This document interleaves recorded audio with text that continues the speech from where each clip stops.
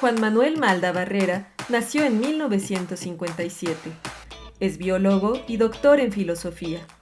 Su obra incluye ensayos, cuentos, novelas y libros de divulgación científica.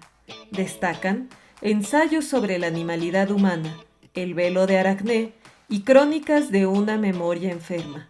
Es profesor en la Universidad de Querétaro, ciudad donde vive desde los años 90. Hoy, en el oficio de escribir, platicamos con Juan Malda.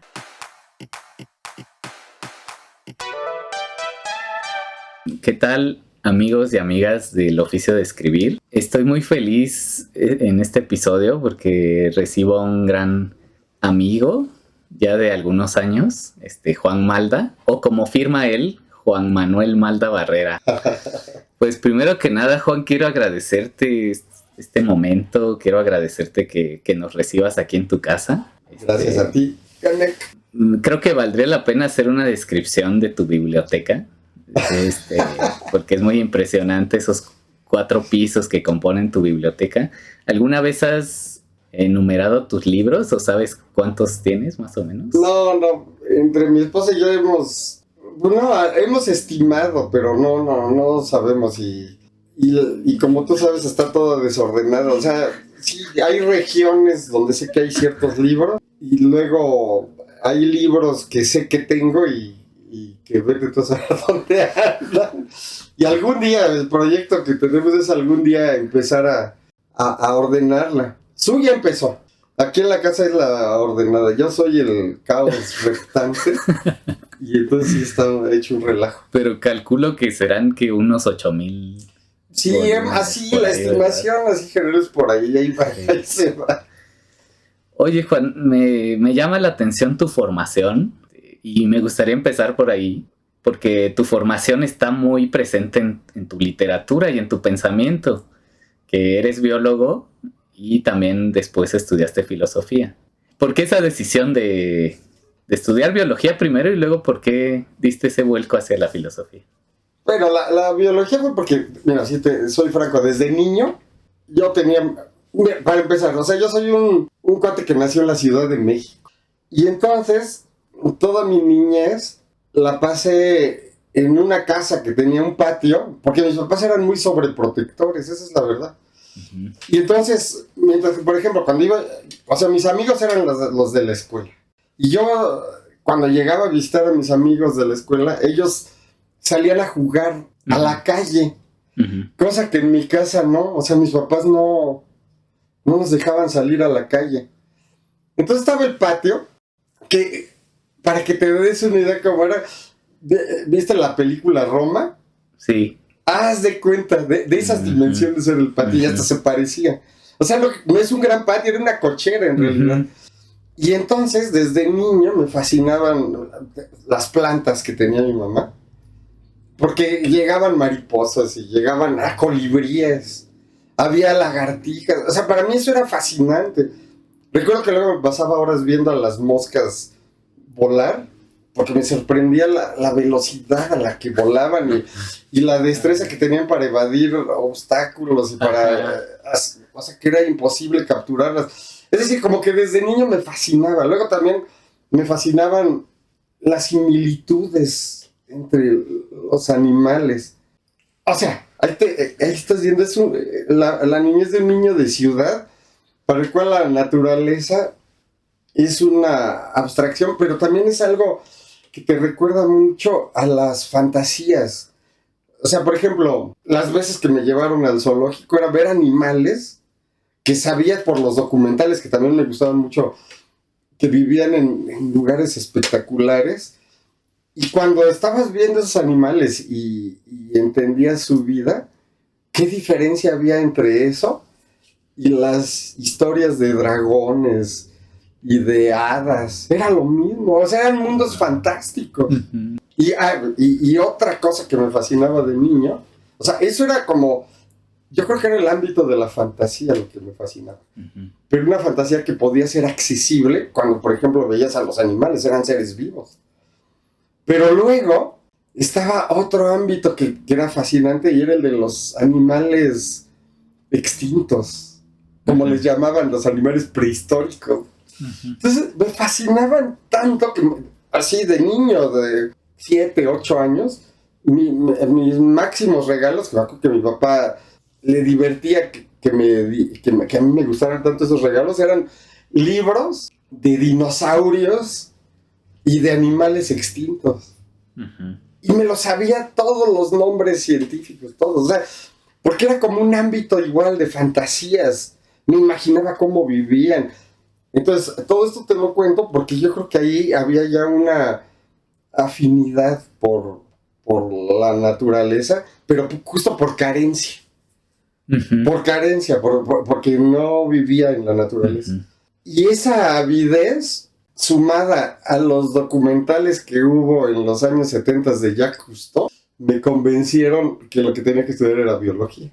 Oye, Juan, me hace pensar que, aunque didácticamente te pregunto sobre dos materias diferentes, tus libros, especialmente tus ensayos, nos convencen de que la biología y la filosofía tienen muchos puntos en común. Platícanos esta última parte. ¿Por qué decidiste estudiar filosofía? ¿En qué momento? Bueno, mira, la filosofía, digamos, el pensamiento filosófico, que son así las preguntas en torno a la existencia, yo pienso que las tiene todo ser humano, pero en mi caso a veces me obsesionaban un poco. O sea, por ejemplo, en la niñez recuerdo pasarme horas clavadísimo en qué quería decir o dónde había estado yo antes de nacer. Ajá. O si había estado. O sea, eran preguntas loquísimas. Y luego, ¿qué pasaría cuando me muriera? O sea, era el misterio de la existencia. Una vez, con mi hermana, que también estudió biología, estuve cazando una lagartija. Y te voy a decir por qué. La cacé porque había oído que a las lagartijas, si les cortabas la cola, les volvía a crecer. Entonces tenía ganas de ver si eso era cierto. Sí. Entonces me acuerdo que agarré la lagartija, la metí en un vaso, ahí estaba mi hermana, que en la niñez mi hermana siempre era como, estaba conmigo acompañando, le gustaban las alucinaciones que hacía, ¿no? Entonces estaba ahí con la lagartija, agarré un cuchillo de cocina, imagínate, y empecé a tratar de ver si se le jalaba la cola, y obviamente la lagartija estaba, pero yo, te lo juro, no lo hacía no quería hacer sufrir a la lagartija, yo estaba como indagando a ver si se le regeneraba la cola y primero tenía que quitársela. Y mi hermana de momento así me dice, oye, le está doliendo, está gritando. Digo, pero no oigo nada. Dice, ve, pero está abriendo la boca. ¡Ah! Y en ese momento me sentí una especie de canalla. ¿Y por qué te cuento esta historia? Porque en todas esas preocupaciones, yo digo, o sea, en todas esas experiencias, tanto en la de pensar en la vida, en la muerte, en la existencia, en la indagación de la naturaleza, en el dolor que a veces inconscientemente puedes generar por tratar de satisfacer una curiosidad. En todo eso hay preguntas que son filosóficas, desde la ética hasta la ontología, si tú quieres. Entonces, ya había como una preocupación innata, que yo te voy a decir, yo tengo la sospecha de que esa preocupación innata no es excepcional. O sea, no, es muy probable que muchos de los que escuchen eso se den cuenta que les pasó lo mismo en su niñez, con escenarios tal vez diferentes, pues estoy casi seguro que era lo mismo, idéntico. A mí se me hace que son cuestiones humanas. Cuando entré a la universidad, a la preparatoria, bueno, al CCH, obviamente yo elegí, porque en ese momento te daban la posibilidad de elegir materias, ¿no? Entonces yo elegí, podría no haberlo elegido, pero elegí filosofía, porque tenía ganas de ver qué onda. Y recuerdo que el maestro de filosofía se dedicaba a leerte textos y a que te aprendieras de memoria cosas y a preguntarte lo que decían los libros que él te... O sea, lo más opuesto que te puedas imaginar a la filosofía. Que si el ser y el no ser y que la nada y que... Entonces me empezó a mí a dar una aversión. O sea, la filosofía se me hacía cuestión de charlatanes. Una tontería. Sí. Absurda, sin pies ni cabeza. Y suena paradójico porque después estudié filosofía. Pero ahí te va. En cambio, la ciencia me parecía clara, cristalina, era lo máximo. Sus aseveraciones eran muy concisas, no tenían esos retruécanos incomprensibles. Ya cuando entré a la carrera, pues la mayoría de mis compañeros compartían ese punto de vista. Entonces, y mis maestros también, ¿eh? Con algunas excepciones que después descubrí, pero en general también les parecía la filosofía una tontería, una cosa absurda. Pero ahí te va, estando en la universidad, en la UAM, con los que me empecé a llevar mucho mejor era con cuates de ciencias sociales. Es decir, mi círculo de amistades más extenso e íntimo no era de biología. En biología, claro que tenía muy buenos amigos y íntimos amigos, pero si hablabas de extensión, no. En cuanto a extensión, la mayor parte de mis amigos eran de ciencias sociales. Y entonces, cuando íbamos a fiestas, eso recuerdo que era, no sé si ahora serán así las fiestas de jóvenes, pero al menos en mi juventud o en el ámbito en el que yo estaba, esas fiestas estaban llenas de discusiones apasionantes. Por supuesto, en medio de chupe y todo lo que quieras, pero eran unas discusiones alucinantes. Y ahí fue cambiando mi punto de vista de la filosofía. Y después, bueno, conocí a el que fue esposo de una muy amiga mía, Andrés Ordóñez, que es queridísimo.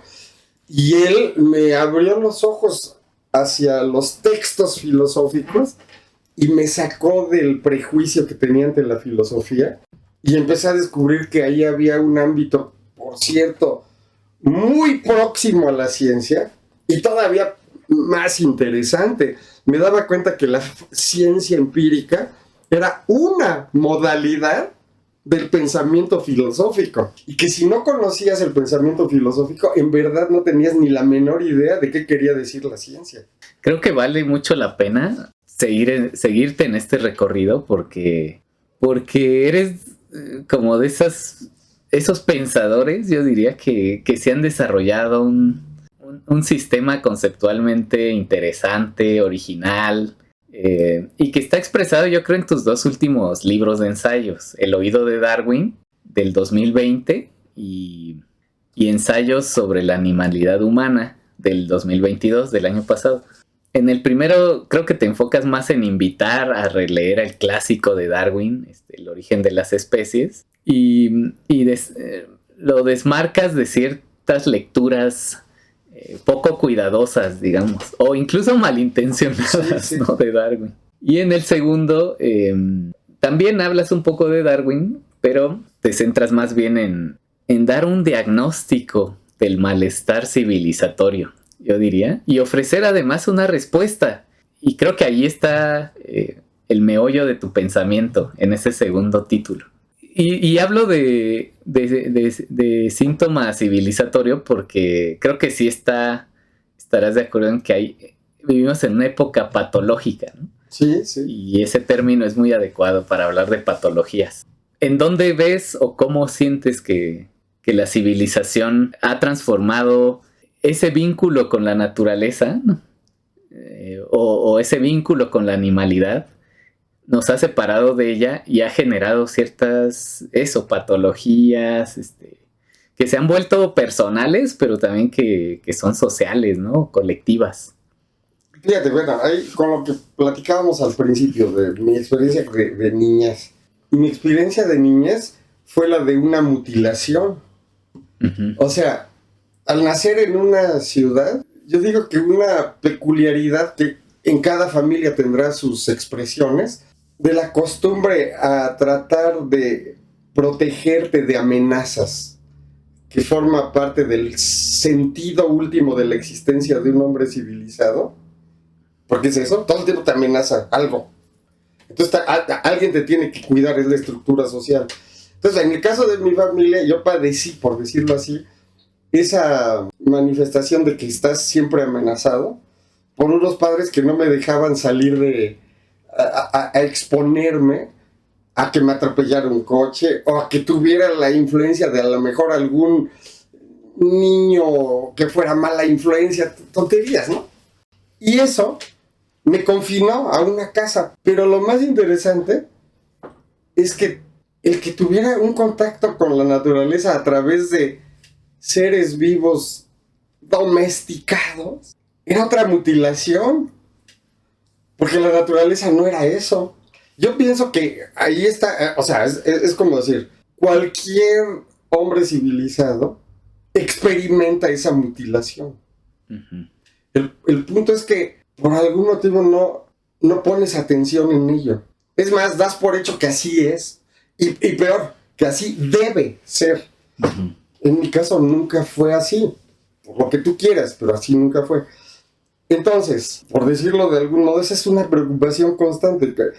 Como que en esas preguntas sobre el sentido de la existencia, como que subyacía una intuición de que el sentido de la existencia no se puede desligar de todos los otros existentes. Cuando hablas de lo que existe, te das cuenta que la experiencia de lo que existe para un hombre civilizado es solamente la experiencia de aquello que fue construido, alterado a partir de algo natural para formar parte de finalidades que son estrictamente comprensibles solo en el ámbito social o cultural de la civilización. O sea, por ponerte un ejemplo, un excusado solo tiene sentido aquí. Para comer no necesitas platos ni cucharas, pero es imprescindible en la ciudad, y así sucesivamente. Entonces, por ejemplo, cuando estudié biología y te das cuenta que los seres vivientes son autónomos y que si dependen de otros, la dependencia se da a través de la interacción, no de la separación. Ese es un rasgo que tú detectas en una lectura más cuidadosa de Darwin, justamente. Bueno, no nada más, yo digo que hasta en una intuición pre-darwiniana, que yo, te lo voy a decir, la tuvieron muchos pensadores. Cuando estudias a los pensadores griegos, ves esa intuición en muchos de ellos. Pero no nada más, te pones a ver a pensadores en otras culturas y está esa intuición presente. O sea, no se necesita ser genio ni excepcional, lo único que necesitas es poner atención, eso es todo. Entonces, esos libros que mencionaste, en verdad son como que la cristalización de ideas que yo recuerdo que eran parte de las discusiones apasionadas que tenía en la universidad. Yo me acuerdo, por ejemplo, una discusión era particularmente cuando hablaba con mis amigos economistas, ¿no? Les decía, a ver, ¿la civilización de veras es una condición necesaria para ser humano? Y ellos se echaban el rollo de que, por supuesto, les decías, a ver, espérate. Estoy hablando de los años 80, ¿eh? ¿Cuánto tiene de existir el ser humano como tú, como yo? Y me acuerdo que un amigo mío me decía, bueno, ¿a qué te refieres con el ser humano como tú y como yo? Y entonces se me ocurrió algo que después descubrí que lo decían algunos antropólogos físicos, pero es que era como una respuesta como obvia. Le digo, bueno, imagínate que te encuentras un esqueleto y no lo podrías distinguir del esqueleto que te encontraras en un cementerio. Si eso te pasa, estás hablando de... Ya sé que puedes estar haciendo una inferencia muy grande, pero es una inferencia bastante razonable. Se podría decir que es la peculiaridad del Homo sapiens. Sí, haz de cuenta. Ya sé que alguien te podría decir, es que eso es más... Ya lo sé que puede ser más complicado, uh-huh. Pero para poder tener un punto común de diálogo. Pues ya después de discutir un poco de eso, llegábamos a que, ok, vamos a decir, con reservas algunas, pero vamos a decir que sí, órale. Entonces, estoy hablando de los 80s, les decía, bueno, ¿cuánto tiempo tiene de existir el Homo sapiens? En esa época, los más conservadores te decían que 40,000 años. Los menos conservadores que 50,000. Échale, vamos a ir a los 40,000, no nos vamos a poner roñosos. ¿Cuánto tiempo tiene de existir la civilización? A lo mucho 6,000 años. Y eso es ser... Y ya no hay... O sea, si eras conservador eran menos.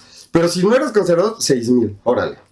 Voy a usar todo a favor, de la civilización. Por civilización dirías una sociedad organizada. En donde ya tienes restos sedentarios, pero no nada más es el mero sedentarismo. Ajá. Es un sedentarismo estructurado. Con rituales. Con estructuras arquitectónicas, uh-huh. En donde hay evidencia de jerarquías y de organización. Okay. O sea, Sí. 5.000, 6.000 años. Eso es poco más del 10% de tu historia. Es decir, ¿cómo te atreves a decir que algo necesario para la condición humana es la civilización, cuando la civilización es algo muy reciente? Y que además, cuando te pones a ver cuándo surgió, y conste que estamos en los 80s, Sí. curiosamente surge después de un fenómeno climático contundente, que fue el final de la última glaciación, y curiosamente sucede en lugares donde el cambio climático fue muy desfavorable para los grupos humanos que eran nómadas, y se vieron obligados a una vida sedentaria. Es decir, fue el fruto de un accidente, de una contingencia, y todavía peor, les decía, y consta que te sigo hablando de los 80s. Sí, ya apareció la civilización hace 6.000 años, pero ¿en qué condiciones vivía la mayoría de la humanidad de aquel entonces? No vivían en civilización. Y todavía le seguías. ¿Hasta cuándo de veras puedes decir que la civilización se convirtió en la única alternativa social humana? Hasta hace unos 40 años. Entonces, ¿cómo te atreves a decir que la civilización es lo único? Y peor, para ti civilización es Roma y Occidente. ¿Qué dices de las civilizaciones mesoamericanas? ¿Qué dices de las civilizaciones orientales? Que tienen estructuras diferentes y concepciones del mundo distintas. ¿Qué me dices de Angkor Wat? ¿Qué me dices de otros lugares? En tu libro das el dato de que hay, me imagino que se ha ido extendiendo, ¿no? En las décadas este periodo, y hay Homo sapiens, de acuerdo a un autor, de hace 300,000 años. Cuando menos. O sea, ahora sí, ya no es nada más de acuerdo a un autor, ahora ya ese es el consenso. El consenso, porque hay evidencia, es que tiene de existir como Homo sapiens sapiens al menos 300,000 años. ¿Por qué? Porque esa es la evidencia fósil. Y ahora sabes, sin lugar a dudas, que las primeras estructuras monumentales, arquitectónicas, no estuvieron ligadas a grupos sedentarios y tampoco a civilizaciones, sino que las primeras estructuras arquitectónicas, como Göbekli Tepe en Turquía, eran estructuras que tenían que ver con rituales, con simbolismos, y la estructura social no era civilizada. Es decir, te vas dando cuenta que la civilización es el fruto de un fenómeno cultural reciente y no hay ningún problema. Porque cualquier fenómeno cultural te habla de la potencialidad de lo humano. El problema es cuando esa potencialidad cultural deja de ser potencialidad. O sea, por ejemplo, cuando ves la civilización occidental, y muy en especial la civilización capitalista, resulta que esa modalidad cultural erosiona el potencial humano para sobrevivir y deja confinada a la supervivencia solamente a la estructura propia del capitalismo. Y entonces, viviendo en una sociedad capitalista, lo único que puedes esperar es ser un artefacto de la estructura social.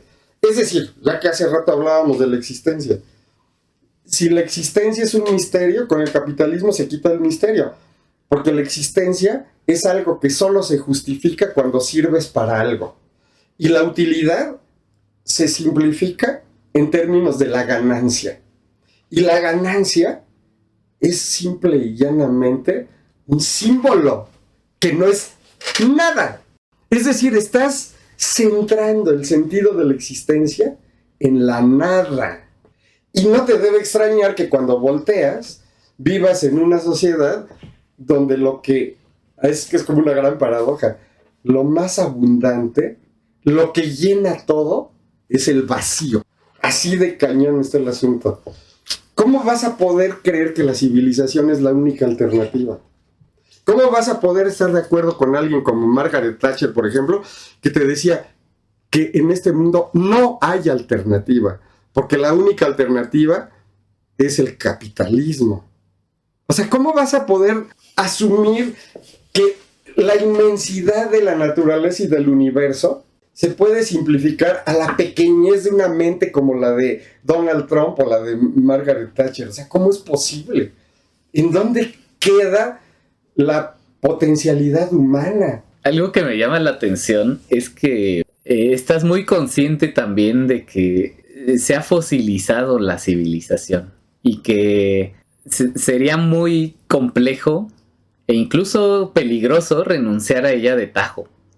Lo que no significa que no hay nada que hacer, justamente. Y creo que ahí va tu propuesta en ambos libros, que es recuperar por un lado la experiencia del tiempo y por recuperar el vínculo con esa parte animal, ese vínculo con la naturaleza que nos ha constituido y de alguna forma nos ha traído hasta aquí también, ¿no? Ya fracturado, también aceptar que está fracturado, ¿no? Pero en mi lectura fueron esos dos ejes. Uno filosófico, digamos, la experiencia del tiempo no medido en un reloj, ¿no? No como espacio, creo que insistes mucho en ese tema. Y la experiencia animal. Sí, claro. Es que mira, por ejemplo, hay un punto. Ponte a pensar. Por eso yo creo que las reflexiones sobre la vida hacen que se tenga que considerar los puntos de vista de la biología y de la filosofía.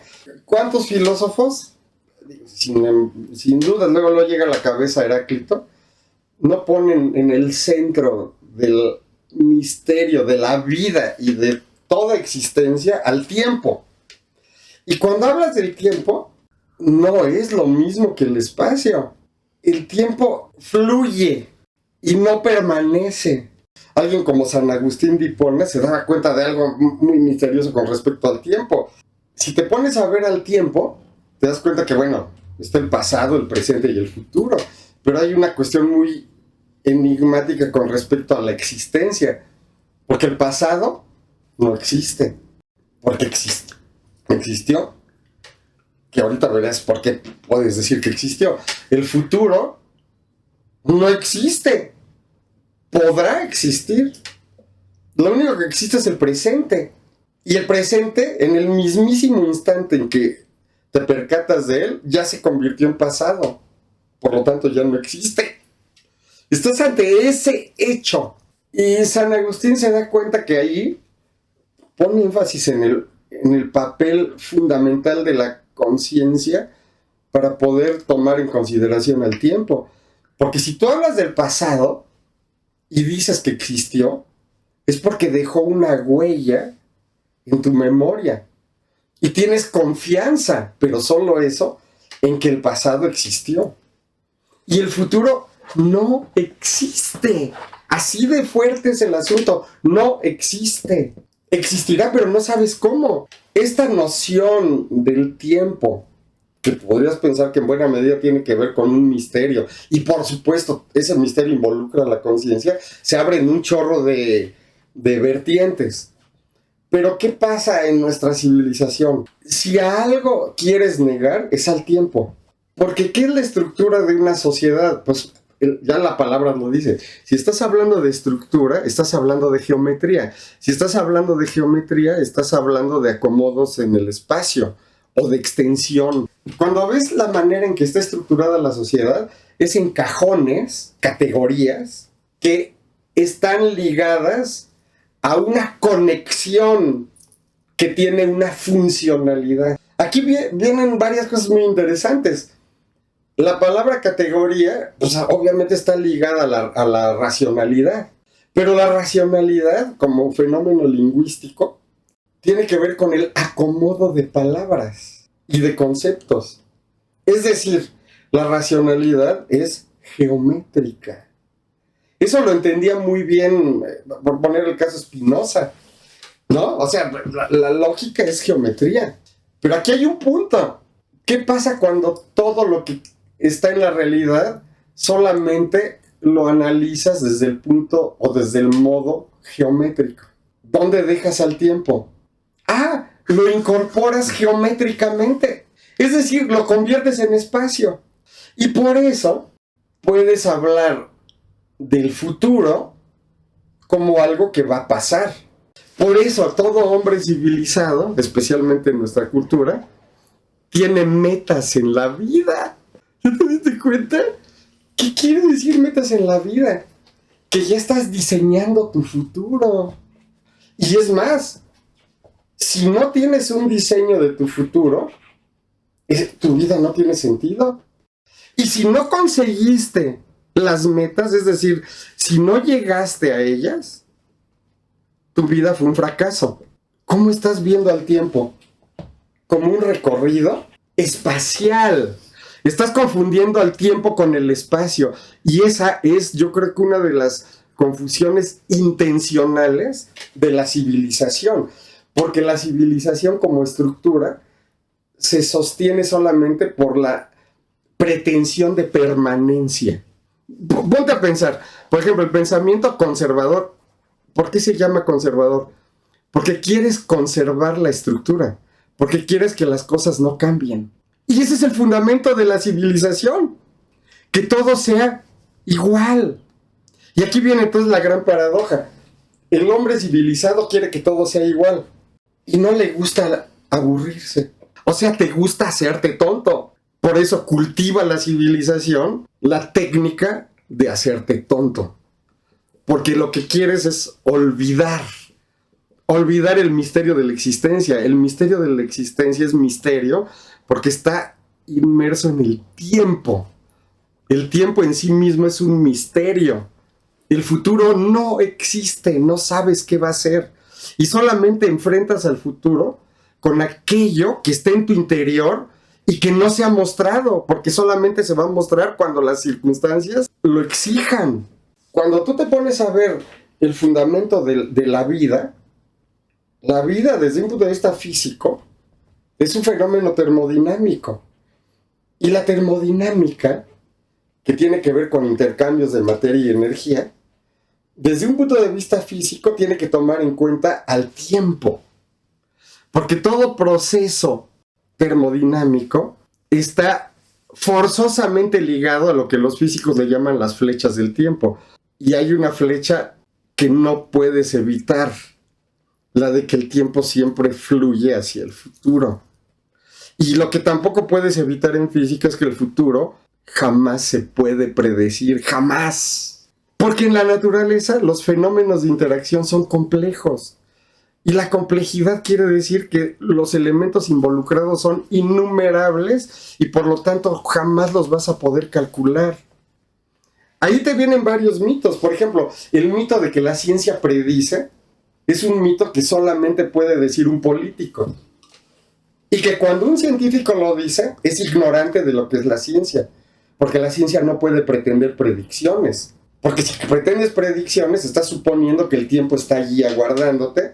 Y entonces estás precisamente violando uno de los principios básicos del empirismo, que es considerar al tiempo. Porque el tiempo siempre es una incógnita.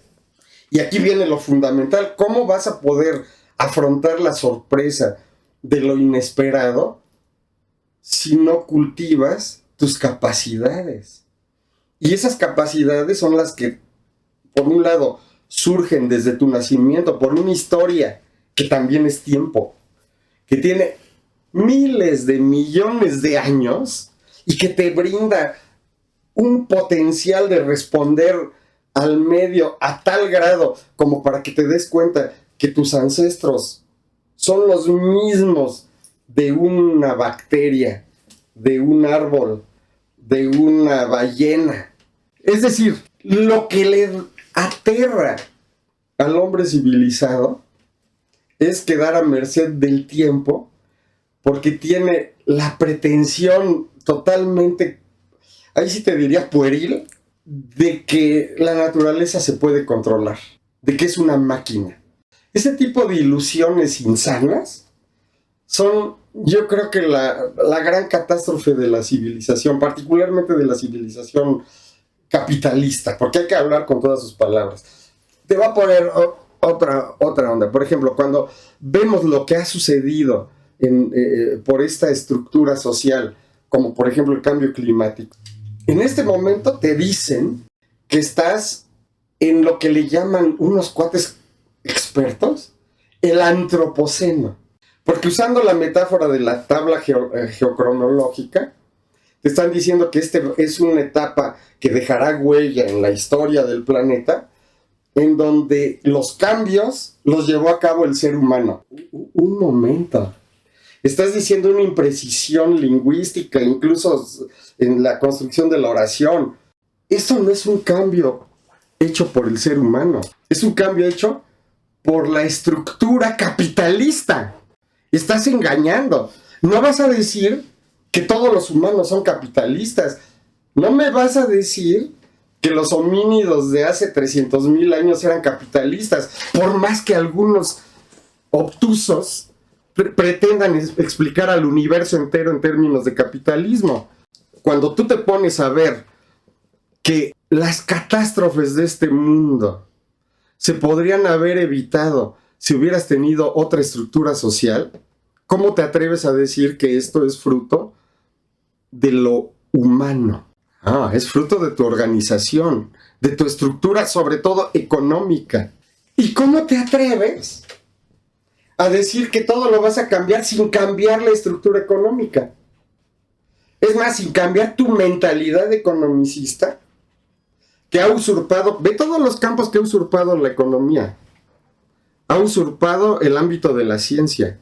Ve nada más la estructura de las universidades. Con este diagnóstico te das cuenta que este mundo es un mundo de mercaderes, gobernado por mercaderes, diseñado entre comillas intelectualmente por mercaderes, muchos de los cuales se dicen filósofos o se dicen científicos, y que cuando te das cuenta de ninguna manera manejan ni a la ciencia ni a la filosofía. Y ya para simplificar, el mundo en el que vivimos es el fruto de una modalidad de civilización muy perniciosa que surgió hace apenas 300 años y que está poniendo en riesgo la existencia de una especie que tiene cuando menos 300,000 años de existir y que está pretendiendo reducir todas las alternativas humanas a la precariedad de sus principios, que son los que elaboraron algunas personas hace 300 años con pretensiones muy pequeñas, como las de ejercer el poder en un imperio naciente como el inglés. Ay, Juan, yo creo que a más de uno le estás antojando harto tus libros, estos 2 libros de ensayos. Ahorita al final te voy a preguntar dónde conseguir estos libros, pero déjame avanzar a tu narrativa, porque también es muy extensa, muy exigente, yo diría, pero también que recompensa, que el lector pues sale recompensado de ese esfuerzo. Especialmente quiero detenerme en 2 novelas, Mañana el porvenir y El velo de Aracné, que reeditaste recientemente. Y que leyéndolo así al hilo de tu pensamiento, se puede ver como una contraparte ficcional también, donde imaginas futuros hasta cierto punto distópicos, ¿no? Donde hay también sociedades de más control, hay intrigas también políticas. Bueno, son libros, te digo, exigentes por el contenido y también por el tamaño, ¿no? Son novelas grandes. ¿Por qué? ¿Cómo se te ocurrió primero Mañana el porvenir? Que no recuerdo de qué año es, 2012, si no recuerdo mal. Sí, por ahí. Y si tiene alguna relación con El velo de Aracné. No creo que tenga, bueno, yo creo que a lo mejor sí tienen, seguro tiene, todo tiene relación, pero esa novela de Mañana el porvenir tiene un origen muy, que bueno, a mí me gusta mucho el modo en que surgió. Uh-huh. Fíjate, por ahí ¿qué sería? De los 80s, creo que fue en el 86, 87, llegué a Querétaro. Y a los pocos días de llegar, me metí a un taller de cuento, porque me gustaba escribir cuentos y eso. Y en ese periodo, sin mayor reflexión, así nada más con ese impulso que te da la literatura, me dieron ganas de escribir un cuento nostálgico. Siempre he tenido esas fantasías, desde niño. Y hasta sueños. Un día caminando aquí, en Querétaro vivían mis abuelos. Y caminando por una de estas calles, 5 de Mayo, que era donde vivía mi abuelo, recordé cómo era cuando yo era niño. Luego imaginé cómo sería en el futuro. Y así como jugando, imaginé cómo sería en un futuro lejanísimo, en el que ya nadie viviera en la ciudad. En el que ya a lo mejor los humanos no existieran. Y entonces me acuerdo que me fui a caminar. Ya había visto en la carretera, eran los años 80, y había un fragmento de la antigua carretera Querétaro que ya ni te dejaban entrar, y que veías que ya estaban creciendo plantas. Ajá. Y me acuerdo que logré llegar ahí y me puse a caminar por la vereda llena de plantas que estaba como siendo recuperada. Todo con la idea del cuento. Y luego regresé a las calles de la ciudad y las recorrí. Ahora se sobreponía a lo que el paisaje que iba viendo, el paisaje que acababa de visitar, y empezaba a ver cómo salían los árboles de todos lados. Bueno, entonces empecé a escribir un cuento. Su fundamento básico era la nostalgia, y era la visita por uno de esos últimos humanos que quedaban, porque ahí no me clavaba en por qué había pasado nada más simplemente ya no había nadie en la ciudad. Y el cuate iba bajando y iba narrando cómo iba siendo todo recuperado por la naturaleza. Me acuerdo que presenté el cuento en el taller, etcétera, y lo dejé arrumbado. Y luego ahí te va la cosa. Ya cuando estoy aquí en Querétaro dando clases de la licenciatura en biología, un alumno mío me dice que le gusta pintar y que tenía ganas de enseñarme uno de sus cuadros. Pues yo no confiaba mucho que tan buenos estuvieran sus cuadros, y me daba un poco de flojera, estaba yo postergando ir. Pero un día le dije, pues al rato caigo ahí en tu casa y no sé qué, ya me dijo dónde vivía y voy. Llego y veo el cuadro y me impactó impresionantemente, porque primero estaba hecho con una perfección, pero además la composición era conmovedora y era muy parecida al modo en que había iniciado aquel cuento, como 10 años antes. ¿En qué consistía la composición? Ves una cañada en un lugar de la sierra, exuberante, llena de vegetación, el agua cristalina cayendo, casi, o sea, está tan padre el cuadro que casi oyes el agua, casi sientes que te salpica. Y ahí ves el esqueleto de un camión abandonado, oxidado. Es que era tan parecida la imagen a lo que había escrito en aquel cuento que me cimbró, Regresando a la casa, no pude hacer otra cosa que decirle a mi esposa que tenía que venir conmigo a ver ese cuadro. Y luego no pudimos hacer otra cosa que decirle a Aslam, a mi alumno, que nos lo vendiera y que era extraordinariamente hábil, que debía dedicarse a eso. Y bueno, y ahora es un pintorazo y todo lo que quieras. Y biólogo también. Pero el caso es que esa es la historia de cómo surgió la novela. Oh. El primer capítulo de la novela es exactamente una transcripción literal de ese cuento que hice en los 80s. Y así, al pie de la letra. Lo que fue siguiendo, realmente yo no sabía qué iba a pasar. O sea, haz de cuenta, lo único que sabía es que de ahí iba a salir algo. Era toda esta sensación de nostalgia, de pérdida, de no sé qué. Entonces lo empecé a escribir y era la historia, porque el cuento ese se llamaba El Caminante.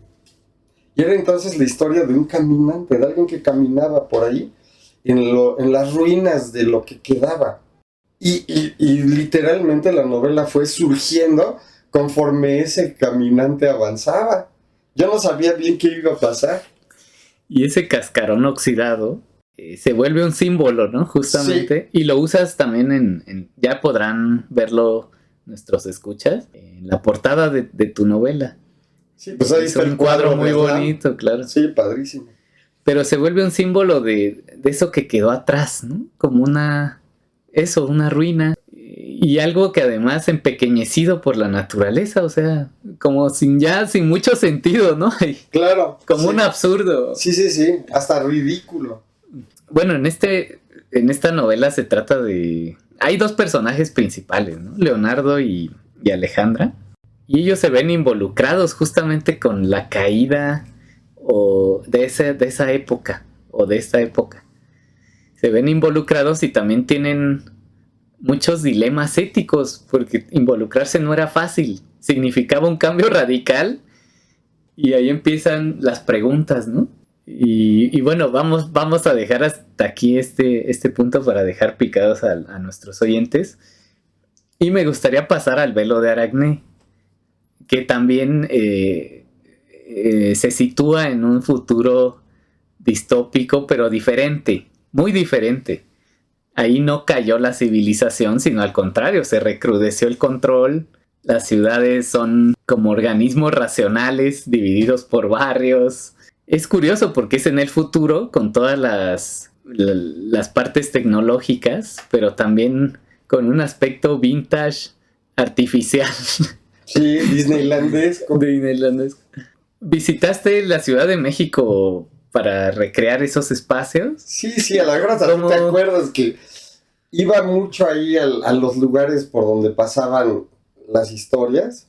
Y para imaginarlo, porque eso, digamos, la cosa que me fascina de escribir una novela es que empiezas a vivir, pero de veras, en un mundo alterno que se sobrepone, o sea, superpone con este. Uh-huh. Y ya suena muy loco. Y sí, yo pienso que es a lo mejor parte de un cierto estado de enfermedad mental cuando estás escribiendo una novela, pero el caso es que eso es real. Es una fiebre, ¿no? Sí, no, y o sea, eso existe, sin lugar a dudas. Porque además se te va revelando. Es lo que te puedo decir, tienes una idea vaga de qué va a pasar, pero en realidad nunca sabes qué va a pasar. Y te sorprende lo que pasa. En esta novela, por ejemplo, yo quería hacer varios como homenajes. Por un lado, y también reflexiones, ¿no? Pero yo tuve la fortuna cuando era niño de varias veces estar en pláticas con un escritor que a mí me gusta mucho, que es Rodolfo Sigli, porque el hermano de Rodolfo Sigli estaba casado con una hermana de mi papá. Y lo queríamos mucho, aunque yo no lo vi con mucha frecuencia, pero las veces que logramos coincidir en Guadalajara, me acuerdo que hasta le decíamos tío y todo, o sea, como que era una relación muy próxima. Y me fascinaban las pláticas que tenían entre mi papá, mi tío y Rodolfo Sigli. Y eran pláticas que giraban en torno al mundo de los años 40, que se me hacía fascinante, increíblemente hermoso.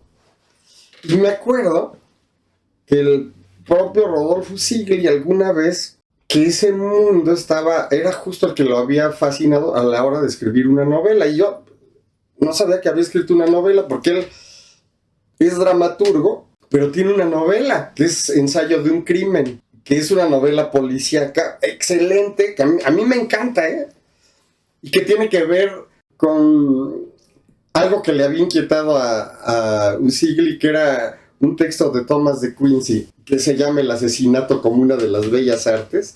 Entonces empezó a escribir con esa idea, esa novela, y bueno, me pareció inspirador, me gustó la estructura a mí me gusta en general la novela negra, pero lo que pasa es que esta novela de Usigli me gustó mucho, y como pasaba en la Ciudad de México, me encantó.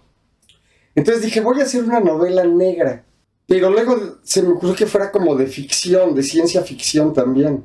Se me ocurrió un tema que también me inquietó por mucho tiempo. En los años 90, un neurofisiólogo, Jacobo Greenberg, desapareció misteriosamente.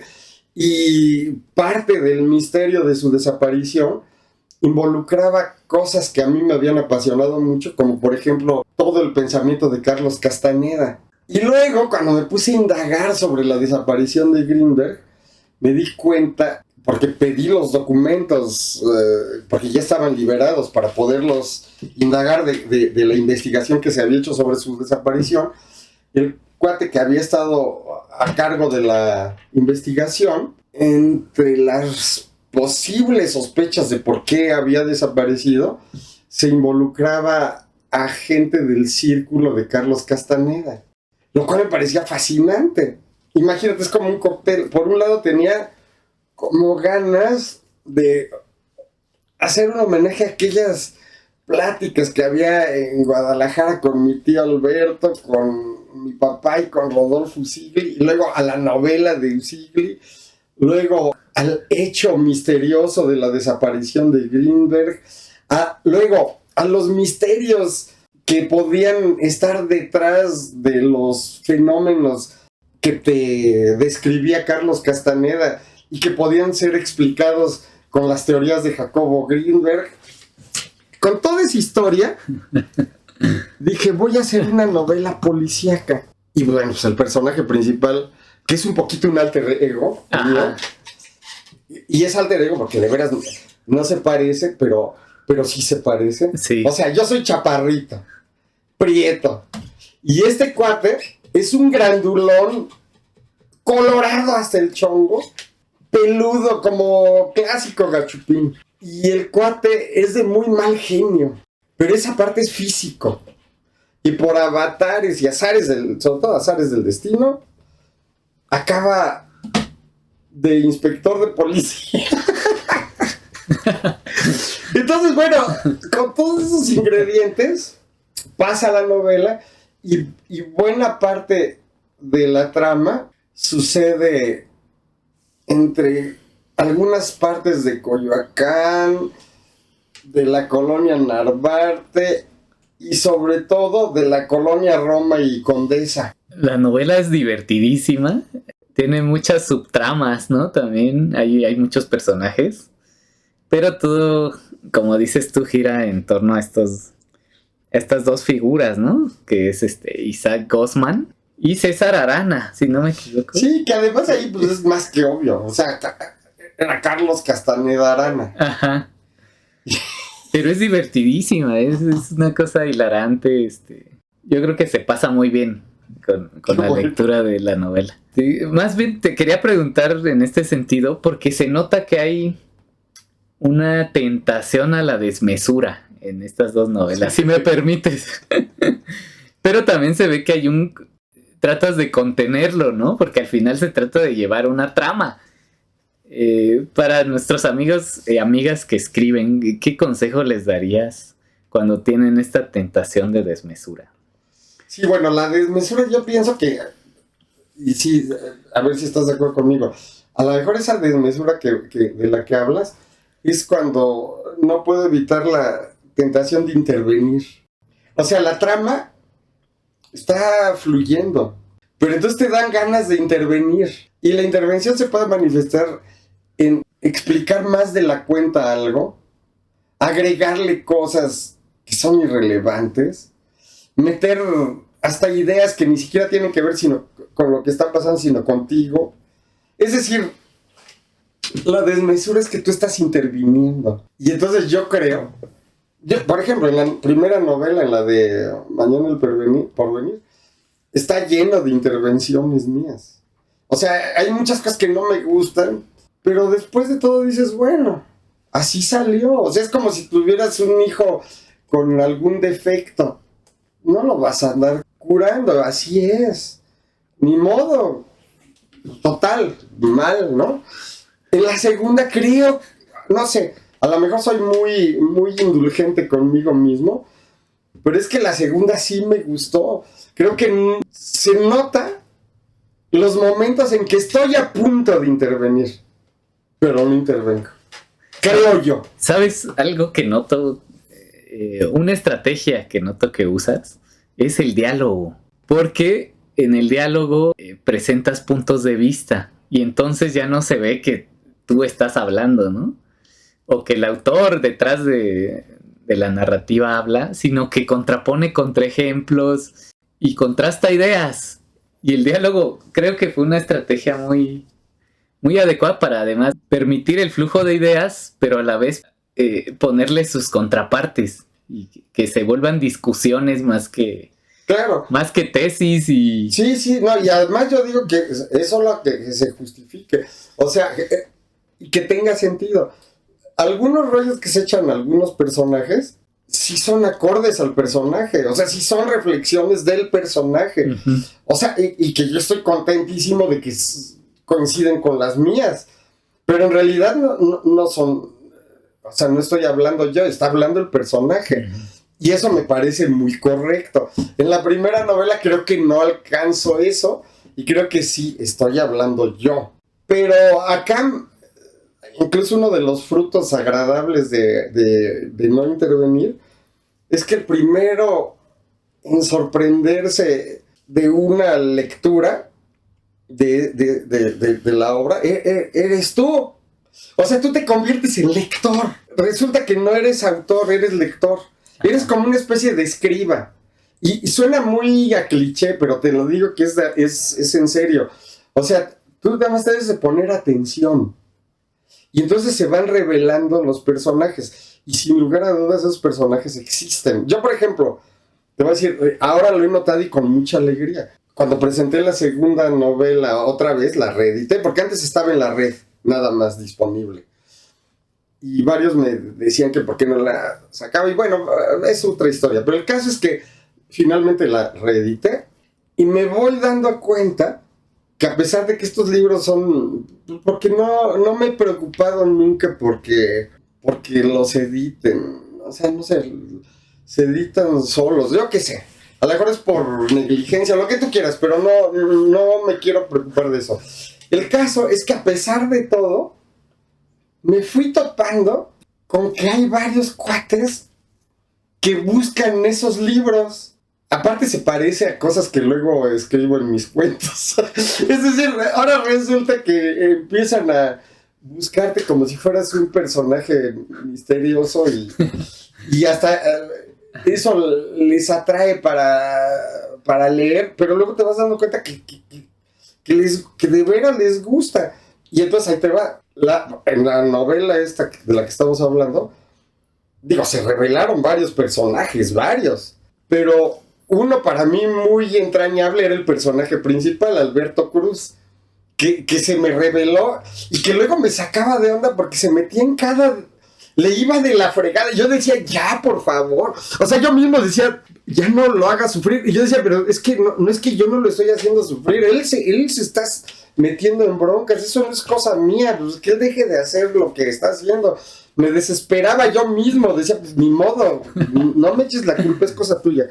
El caso es que se reveló también Alberto Cruz, que para mí fue muy entrañable. Cuando resulta que me doy cuenta que otros ya la habían leído y que les encantó saber que iba a salir en papel y que fueron a la presentación, pues me van diciendo que cuando escribía la siguiente novela en la que volviera a tener un caso Alberto Cruz, para mí fuese como un piro. Me encantó, porque en la novela negra, que a mí me gusta mucho, ya ves que hay personajes que son centrales y que hacen, por decirlo, sagas, y ya estaba como naciendo con esa inclinación Alberto Cruz. Entonces de momento primero me latió como al ego, ¿no? Así te sientes contento, pero luego era como si Alberto Cruz me dijera, yo creo que ya tienes que escribir lo que ya pasó, o sea, me pasó otra cosa y tienes que escribirla. Y ahora ando pensando en otra novela. Ya ves que hace unos años también estuve escribiendo otra novela donde el personaje principal era Roberto Bolaño, uh-huh, que a mí me gusta mucho.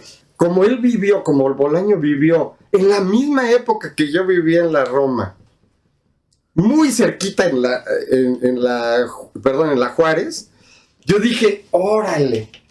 Entonces empecé a escribir una novela. Y de hecho, pues, empezó a hacer...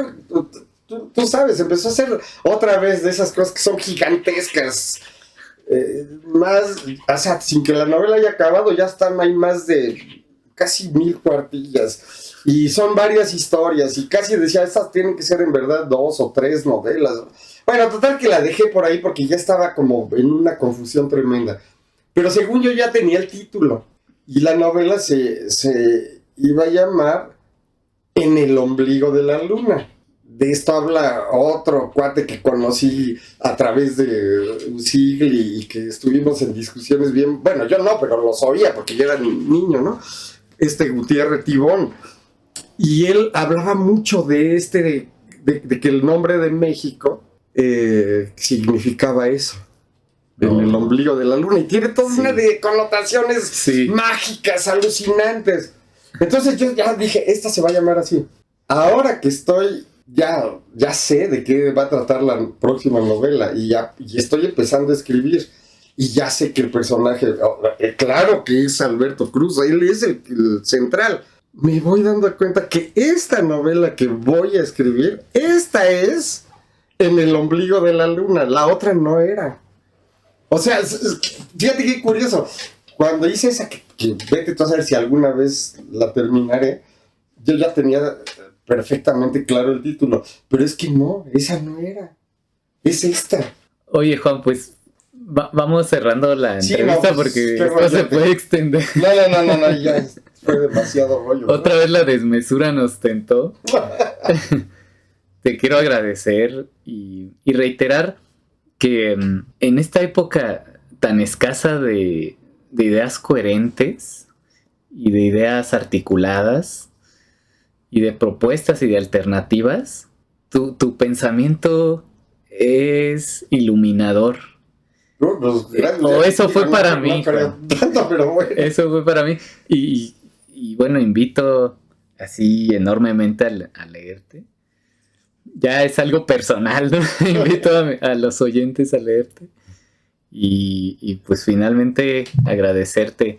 Y preguntarte, para acabar, ¿dónde conseguir tus libros? Las novelas están en línea. Están en línea. Hay una página de la UNAM, del Instituto de Física, imagínate, de la UNAM, que se llama Copit Arxives.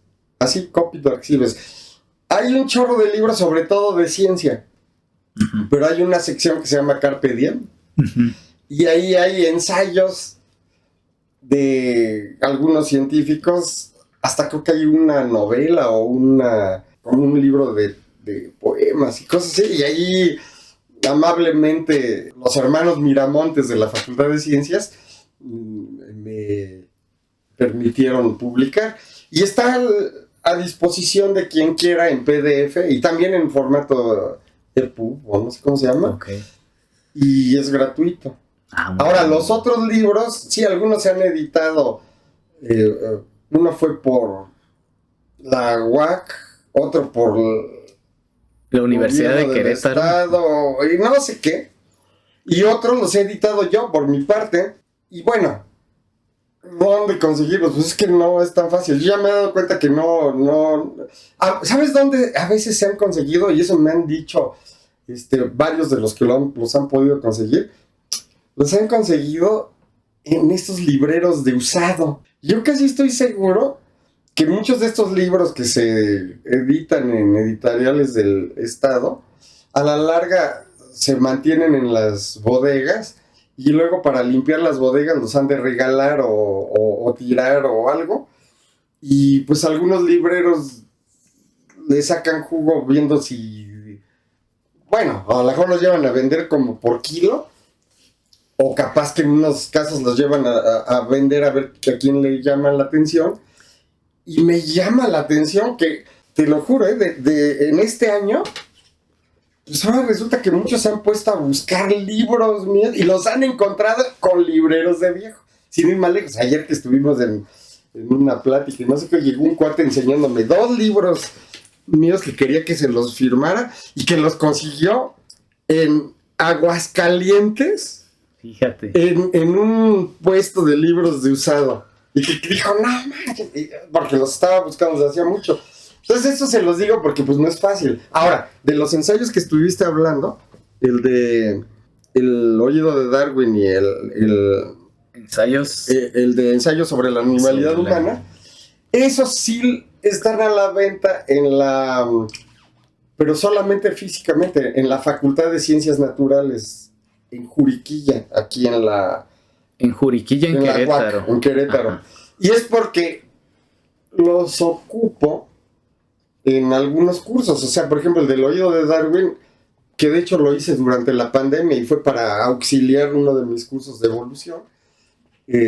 Lo uso en el curso de evolución y entonces está ahí en la licenciatura en biología, y el del ensayo de la animalidad humana lo he usado en cursos de bioética, porque como ahí ya lo viste, mi postura ante la bioética tal como se maneja es completamente crítica.